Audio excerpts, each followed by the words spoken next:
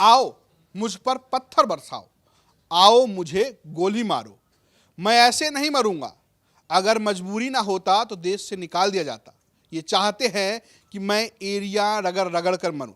ये सब इस पूरे चुनाव में चर्चा में रहा, क्योंकि आजम खान जब मंच पर आए तो कुछ ऐसे ही बोलते रहे, कभी रोते रहे, कभी भावुकता दिखाते रहे, और कभी अखिलेश यादव के बाद बोले पुलिस जिंदाबाद, सीओ जिंदाबाद। तो ये तमाम जो आजम खान का जो नया रूप देखने को मिला है, वो इस आजम खान के इस गढ़ रामपुर के उपचुनाव में तय करेगा कि कब तक बरकरार रहेगा, क्योंकि उनके सामने बड़ी चुनौतियां हैं। क्योंकि लोकसभा का जो उपचुनाव है वो आजम खान हार चुके हैं, और अब रामपुर शहर में उनकी सदस्यता जाने के बाद चुनाव हैं, और चुनाव में उन्होंने दाव लगाया है किस पर?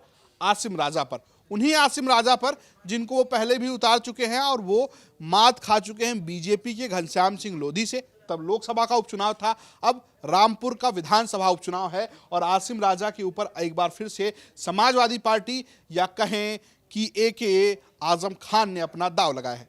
बीजेपी ने भी एक पुराना दाव खेला है, आकाश सक्सेना। आकाश सक्सेना वो हैं जो आजम खान को ये सब बोलने पर मजबूर कर रहे हैं, क्योंकि इन्होंने ही तमाम मुकदमे किए आजम खान के ऊपर, और एक मुकदमे के चलते उनकी विधायकी चली गई। तमाम लंबे समय तक आजम खान जेल में रहे। जब बाहर निकलते हैं तो कहते हैं कि मैं मुर्गी चोर हूँ, मैं किताब चोर हूँ। ये सब के पीछे जो शख्स हैं वो हैं आकाश सक्सेना। हार चुके हैं लोकसभा के चुनाव में आजम खान से, फिर से मैदान में है, और इस बार उनकी टक्कर है आसिम राजा से। अब हम आते हैं, आपको बताते हैं कि सीट जो महत्वपूर्णता आपको बता रहे हैं उसमें कुछ और चीज़ें ऐड करते हैं। जो हम आपको बता रहे थे कि आजम खान की सदस्यता जाने के बाद खाली हुई है सीट। आजम खान की विधायकी गई, उनको 3 साल की सजा हुई, वो सुप्रीम कोर्ट भी गए, लेकिन उनकी विधायकी चली गई, और इस पर अब उपचुनाव हो रहे हैं। 1996 के बाद से लगातार सपा का कब्जा है। मैनपुरी के बाद रामपुर की सीट ऐसी है जिस पर बीजेपी 1996 के बाद से कभी नहीं आई है। आजम खान हो, समाजवादी पार्टी का कोई चेहरा हो, इस सीट से लगातार जीतता रहा है। बीजेपी को जीत की तलाश है रामपुर शहर विधानसभा सीट से। खुद आजम खान 10 बार चुने गए। आजम खान का अपना रिकॉर्ड है, 2022 में जब वो जीते तो 10वीं बार इसी सीट से विधायक बने, और रामपुर शहर से 10 बार विधायक रह चुके हैं।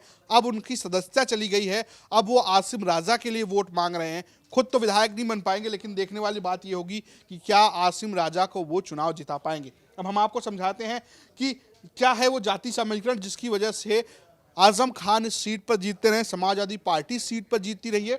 पहली बड़ी वजह है मुस्लिमों की संख्या यहाँ पर 80,000 है।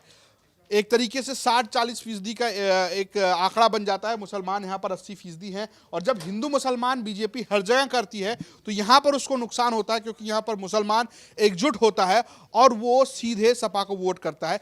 लेकिन इस बार मामला थोड़ा फंस रहा है, क्योंकि मुन्ना मस्कूर हों या फिर आजम खान के करीबी रहे हों सानू, उन्होंने पाला पलट लिया है। और आजम खान को बयान भी आप यूपी तक पर देख सकते हैं, जिसमें वो कहते हैं कि अब्दुल अब दरी नहीं बिछाएगा, अब्दुल अब पोछा लगाएगा, जो कि वो सानू के कॉन्टेक्स्ट में कह रहे थे। तो इस बार ये लग रहा है कि मुसलमान वोट देंगे नहीं देंगे, क्योंकि लोकसभा में आरोप भी लगाया आजम खान ने कि मुसलमान को बूथों से निकलने नहीं दिया गया, उनको वोट देने नहीं दिया गया। तो ये 80,000 वो मुसलमान हैं जो आजम खान की जीत का राज है, क्या वो वोट देंगे नहीं देंगे। उसके बाद आते हैं वैश्य और लोधी, इनकी संख्या 35,000 के करीब बताई जाती है।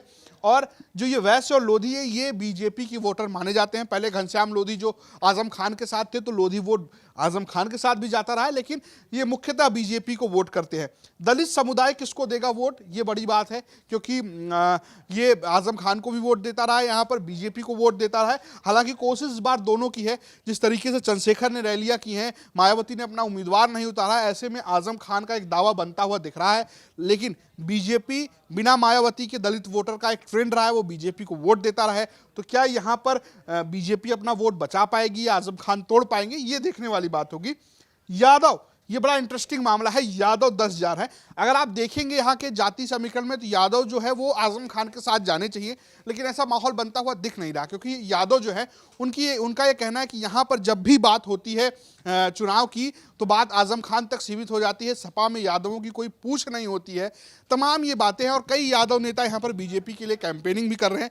तो यहाँ पर जो समीकरण है वो आजम खान के लिए आसान इसलिए दिखता है क्योंकि मुस्लिम 80,000 है, लेकिन जब उसके इतर सारे खड़े होते हैं तो चीजें फंसती हुई भी दिखती है। और जिस तरीके से मुसलमान बीजेपी के साथ दिखे हैं, वो आजम खान के लिए चिंता का विषय हो सकता है।